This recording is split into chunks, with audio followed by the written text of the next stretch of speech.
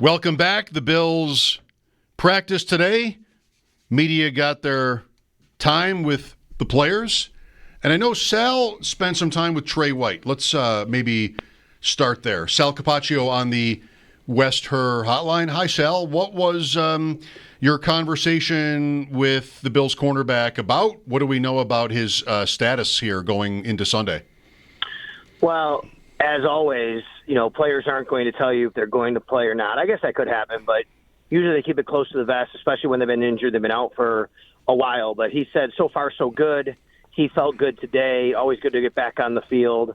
I did ask him a little bit about, what it was like, because obviously we know how emotional he was when everything happened originally and he was here through the injury he went to. And I said, we all saw what happened, and we all saw how, the emotion in you when it went down, not knowing what was happening. And he said, yeah, he's counting his blessings. He didn't have to be carted off, and that, it turned out to be, not as serious as it could have been. So obviously he's really thankful for that.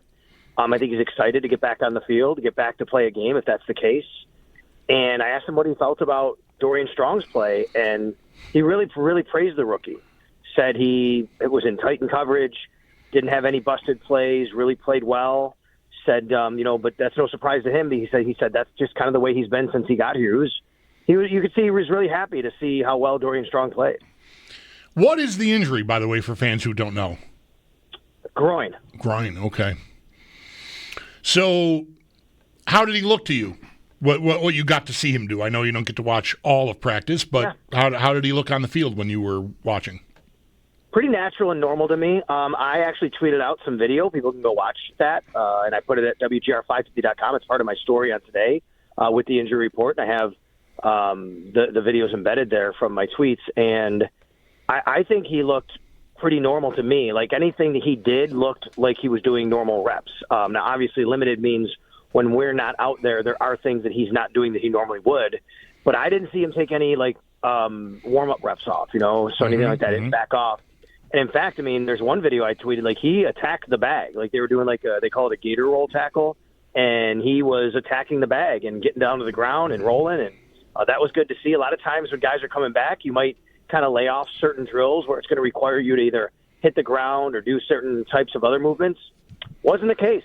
So, from my eyes, he would look like a normal player getting ready to play a football game, but we'll see where it goes throughout the week. Right, he is still officially listed for today as limited, so we'll watch and see.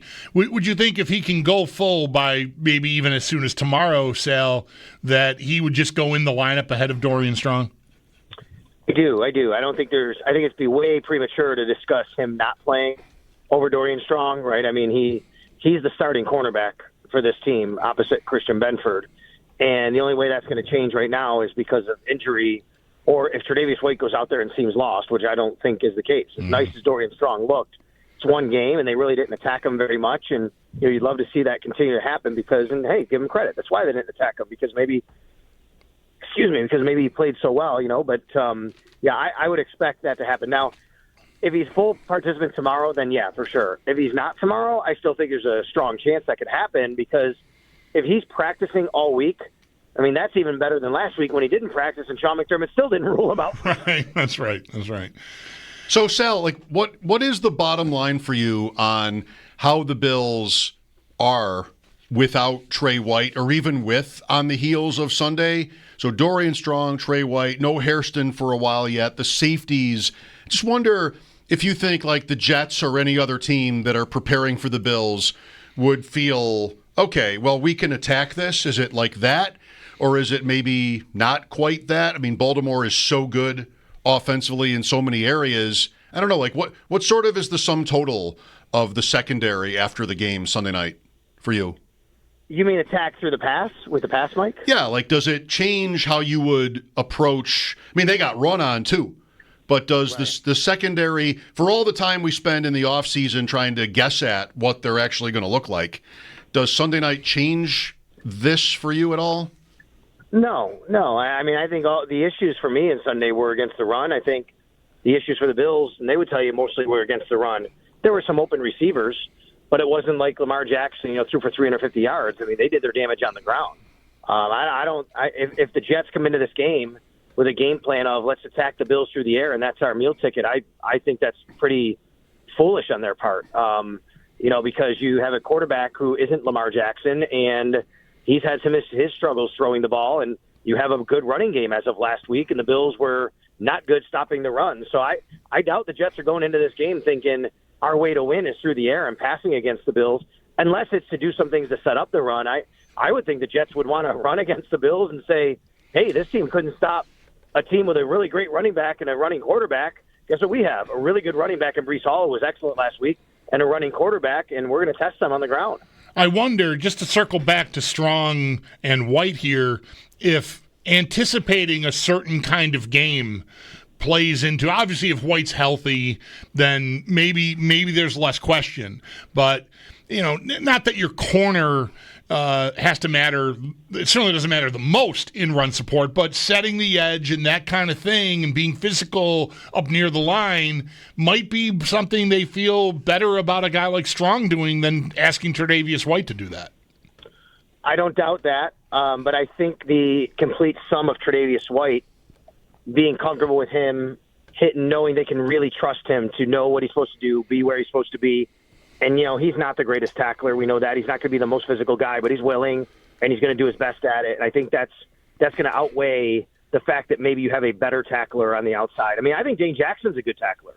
I think Dane, but Dane Jackson's even on the practice squad, right? I don't think they're going to sacrifice what they have in the overall corner and the trustworthiness of him to put him on the field. To go back to your question, Mike, too, about through the air, the other part of that would be, I don't know what the Bills' plan will be. It's actually really fun.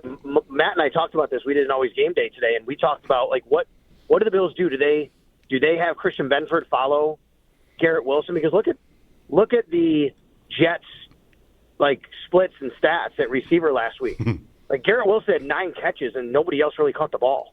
And the next guy was 2. That was it the whole day. And it's that's what they have, throwing the ball. And I know they have Mason Taylor's their tight end that's a bit banged up. He didn't practice today, so we'll see where that goes. But I wonder too, even if you have that thought to throw against them, I think the Bills know they got one guy here that they're really going to be counting on to carry that load.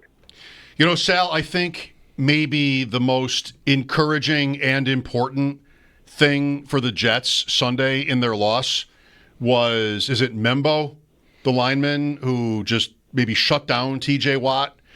Pittsburgh's defense has such a great reputation, and the Jets did a lot on offense. I neither think the Jets are going to want to throw on the Bills. I just wonder, sort of in a neutral sense, whether what you would take from this game. And if Trey White isn't there and he comes back, then it would change probably anyway.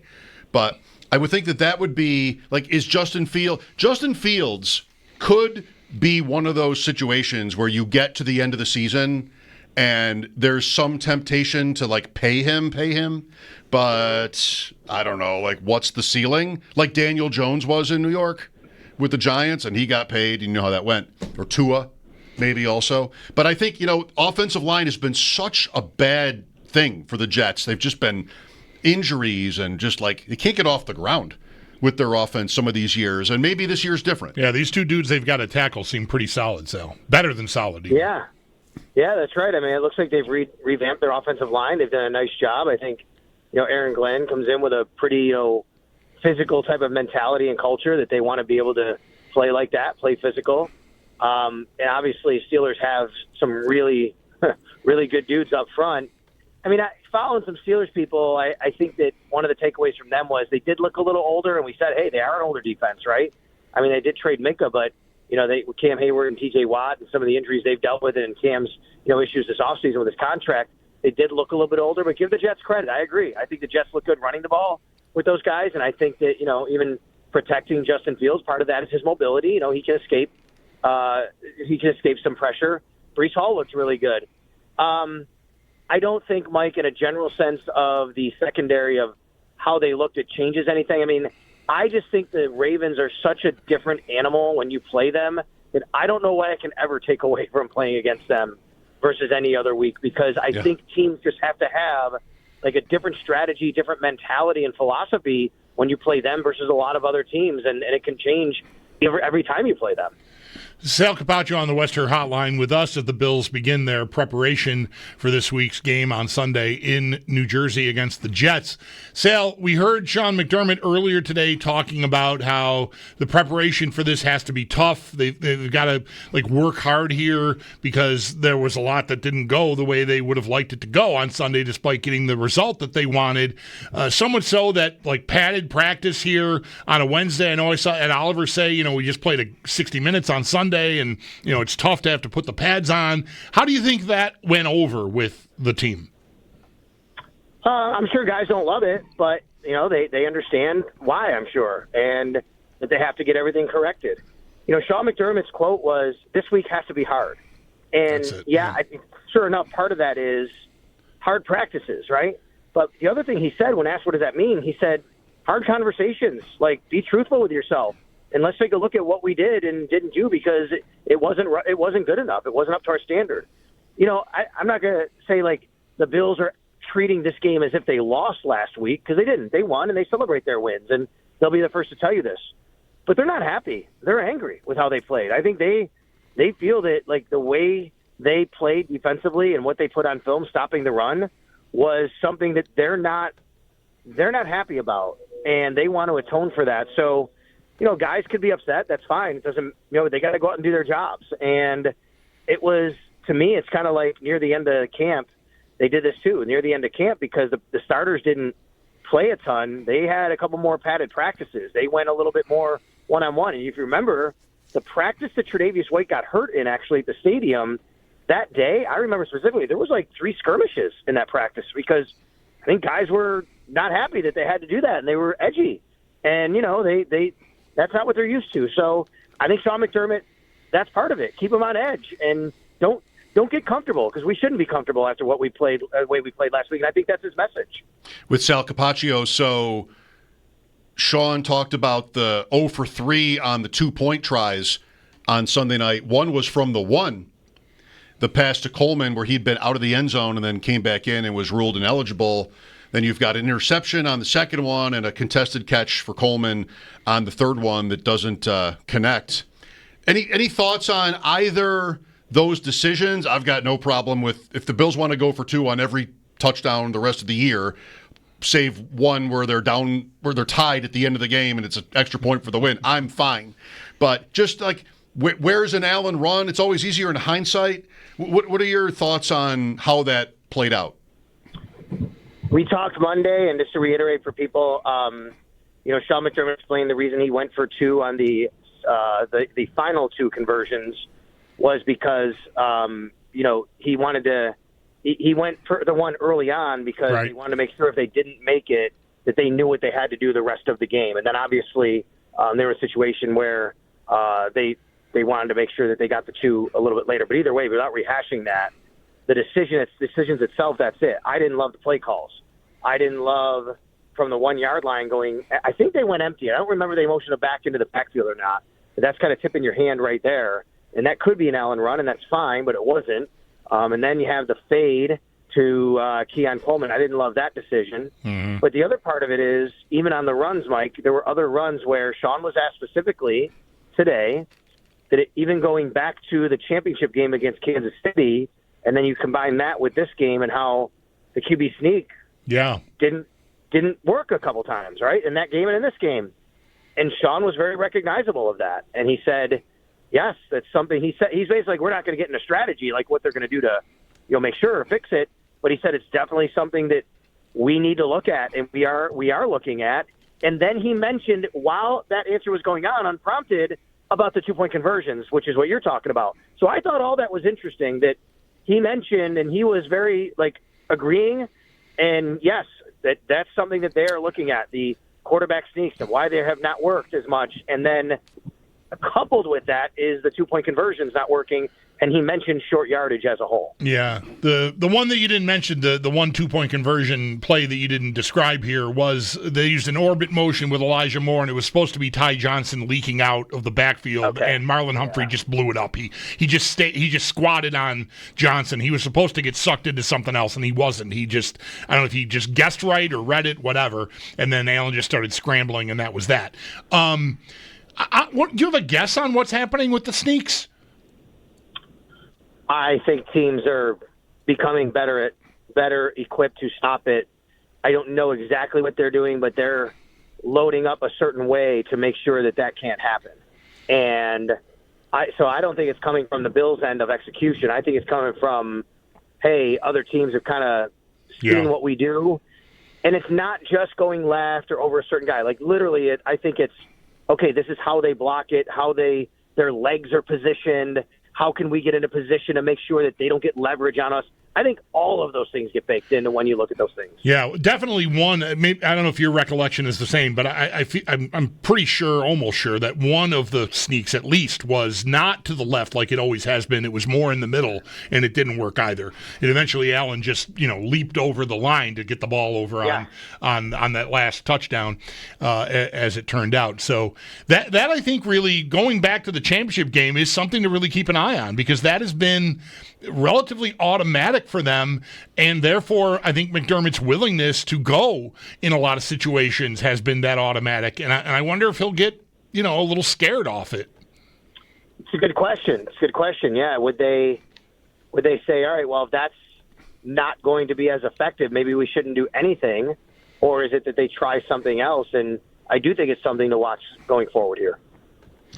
Sal, so it's Bills and Jets Sunday, and it's Patriots-Dolphins in Miami. The whole AFC East is, it's a intra-squad kind of day on Sunday. What are your thoughts on those two teams after Week 1? New England, so much positive, so much optimism about the Patriots, but, not a great showing against the Raiders, although maybe you think the Raiders are really good, sort of, and then the Patriots were just the second-best team, but not bad. And the Dolphins, of course, a nightmare sort of opener. Everybody's ready to sort of bury them already, I think. Miami's a small favorite in the game. Before we let you go, are you sort of in tune with the takeaways on the Dolphins and Patriots after Week 1, or maybe not? Yeah, I didn't think the Dolphins would be very good. I didn't think they would look like that. That was ridiculously bad. It was terrible how their performance. And it's Week 1. They could change it around, but, man, they did everything kind of contrary to what I think they wanted to do, and it went terribly for them.